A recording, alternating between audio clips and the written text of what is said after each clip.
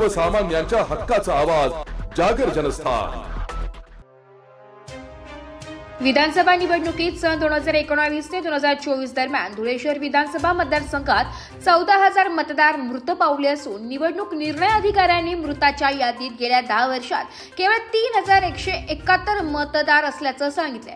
तर नुकत्याच झालेल्या निवडणुकीत 11,000 मृत व्यक्तींच्या नावाने मतदान झाल्याचा गौप्यस्फोट माजी आमदार अनिल गोटे यांनी केला असून याबाबत आपण निवडणूक आयोगाकडे पिटिशन दाखल करणार असल्याची माहिती माजी आमदार अनिल गोटे यांनी दिली आहे।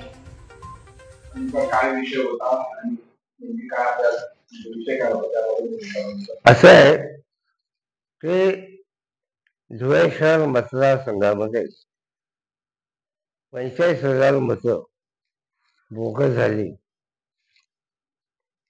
हे सिद्ध झालंय। आम्ही आता जरा बारकाईने अभ्यास करतोय तर असं लक्षात आलं की 2014 ते 2024 या कालावधीमध्ये मयत झालेल्या मतदारांची संख्या आम्हाला निवडणूक निर्णय अधिकारी कळवली 3,117 आहे। आम्ही महापालिकेला विचारलं किती लोक मेले तर त्यांनी आकडा लिहिलाय 12,000 काय। तर किती दिवसात आम्ही महापालिकेला असं 10 वर्ष विचारलंय।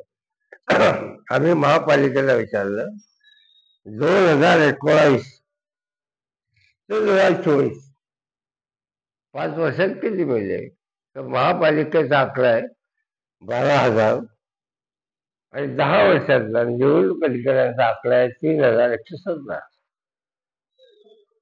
म्हणजे धुळे शहर असा भाग्यशाली मतदारसंघ आहे की लोकांनी मृत्यूनंतर पण मतदान केलं, आपला हक्क बजावलाय।